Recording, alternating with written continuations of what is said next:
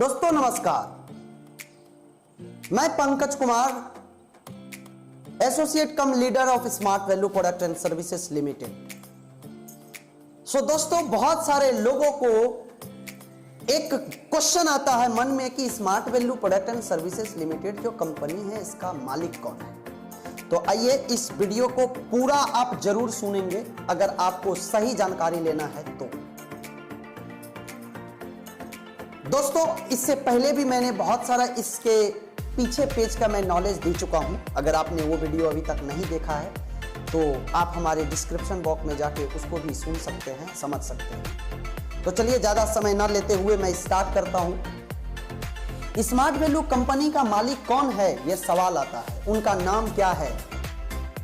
क्या smart value एक सरकारी कंपनी है या नहीं है?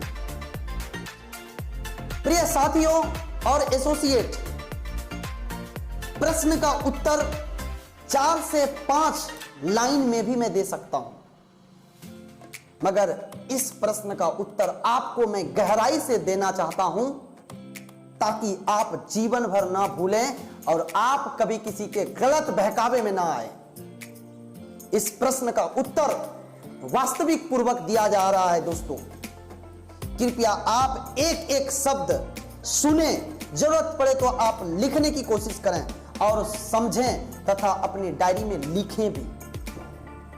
कंपनीज एक्ट 1956, जिसे हम कंपनी अधिनियम 1956 के हिसाब से 2 प्रकार की कंपनी होती है दोस्तों।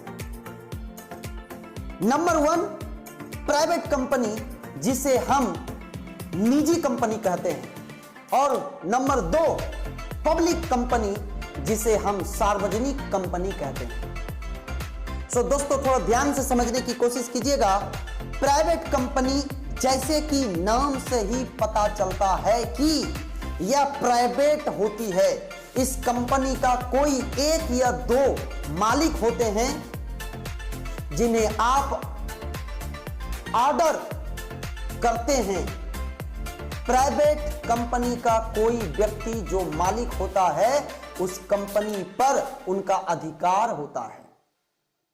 वह कब बंद करेगा और वह कब चालू करेगा, यह उनके अधिकार के अंदर होता है। दोस्तों, इस कंपनी के नाम के अंत में ही PVT LTD, जिसे हम प्राइवेट लिमिटेड कहते हैं, नाम के अंत में PVT LTD लिखा रहता है। यह कंपनी एक्ट 1956 के अंदर ही रजिस्टर्ड होती है, मगर यह एक सीमित एवं क्षेत्र निजीकरण तरीके से चलती है।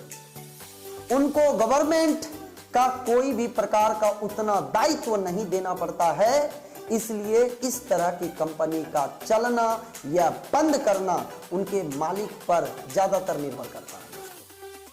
यह कंपनी का दिवालिया होने का भी चांस ज्यादा रहता है।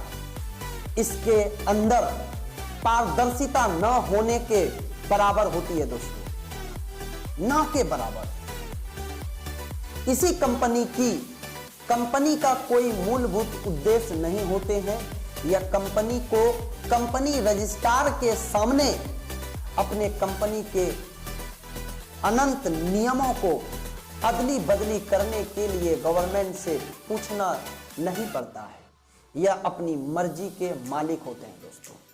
जैसे प्राइवेट कंपनी कोई भी XYZ नाम से स्टार्ट कर दिया।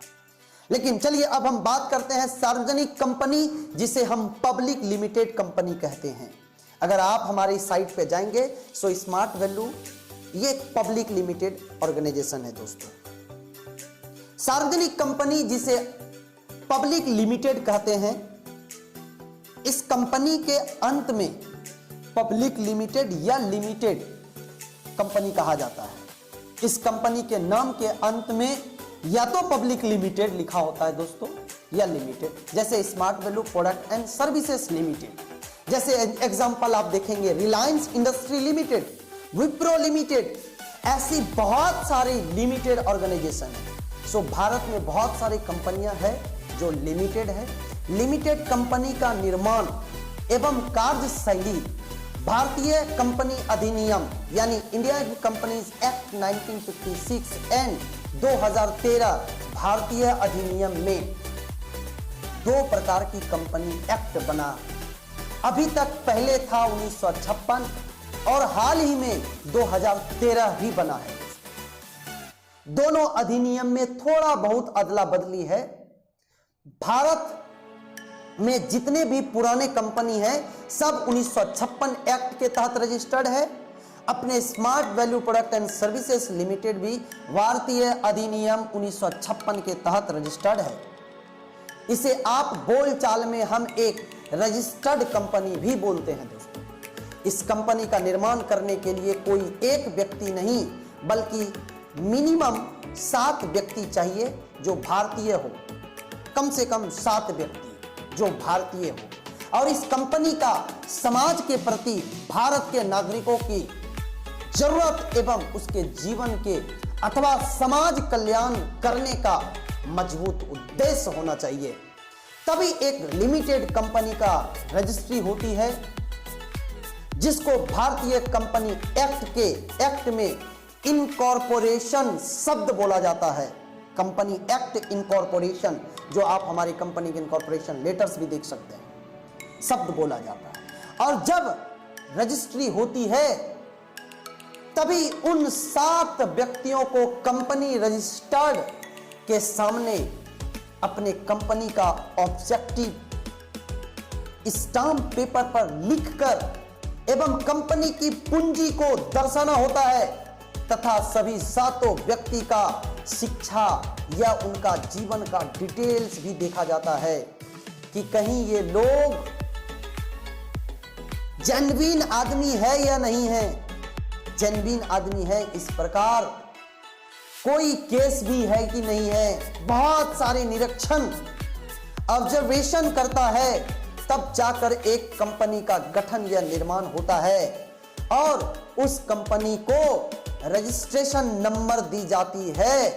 जैसे smart value product and services limited का रजिस्ट्रेशन नंबर आप शॉर्ट में डालेंगे दोस्तों 191355। हालांकि ये 20 अंक का होता है बट 191355 काफी है, जिसे हम CIN नंबर भी बोलते हैं, कॉर्पोरेट आइडेंटिफिकेशन नंबर।